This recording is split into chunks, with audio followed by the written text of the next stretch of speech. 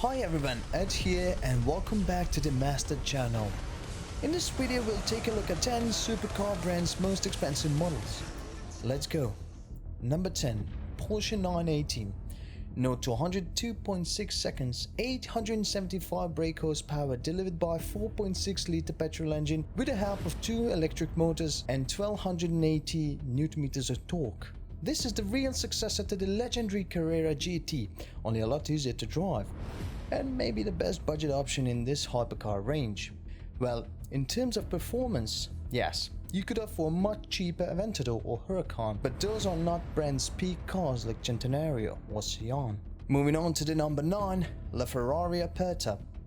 With over 2 times the price of a 918 and a mere 90 horsepower more, this 6.3 litre V12 beast was a pinnacle of Ferrari since the Enzo.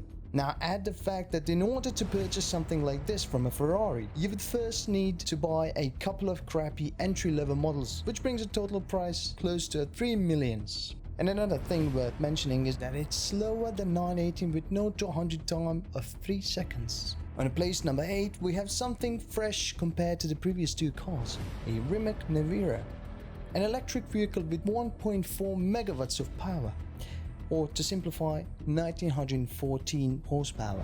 Opposed to the Ferrari, you get more than double the power and 1 second less from 0 to 100 time and no requirements, but it lacks the sound of a true hypercar whatsoever.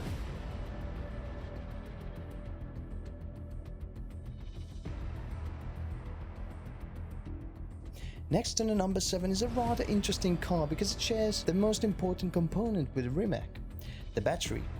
Now you can look at the Battista and the Nevera the same way you do on a Honda and Acura because they have the same power, same technology and pretty much the same 120 kWh battery, which in turn equals the price tags.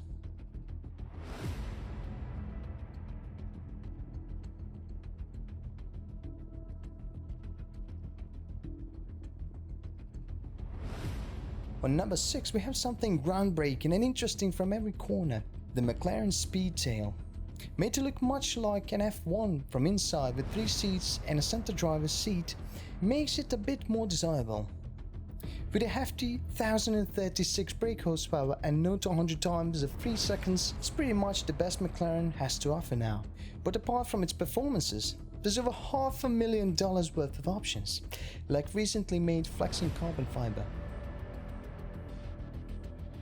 Moving on to number 5, and there's an Aston Martin's most unusual achievement, the Valkyrie. It looks both like a car in Formula 1, but one thing is for certain, it is made for track use only. With astonishing 1160 horsepower and 0 to 100 time of 2.5 seconds, it sits very close to a much less powerful 918. And it's not the only Battista who shares technology with Rimac. Valkyrie is also equipped with Rimac's less powerful 40 kWh battery. And here on the 4th place is something really game-changing. The Hypercar that has both manual and fully automatic gearbox. Yes, you can choose how to shift, and that's the car from the same automaker who made the Regera, a single-speed car with as much power as a Bugatti Chiron. With 1385 horsepower delivered by a 5.1 litre V8, it's pretty much Koenigsegg's answer to all the other more powerful rivals, only they have much less fun features. On the 3rd place stands the ultra-rare Veneno Roadster. With just 9 units made worldwide, this $4.5 million 6.5 litre V12 beast makes grand total 750 horsepower. It's pretty quick too, with just 2.9 seconds from 0 to 100. Now if you compare it to the first car on our list, the 918, you can see that Porsche has no ambitions to release overpriced few units car and that it's focused on the performance rather than exclusivity. On the dangerous 2nd place, there's something unbelievably rare and expensive, the Pagani Zonda Barchetta HP, which means Horacio Pagani. Made in just 3 examples, 1 out of being crashed, 1 out of being owned by Horacio Pagani himself, leaves just 1 example available to the world ever, since he won't sell his car for sure. It was equipped with Pagani's standard AMG 7.3 litre 789 brake horsepower, propelling the car from 0 to 100 in 3.1 seconds, although it could be faster.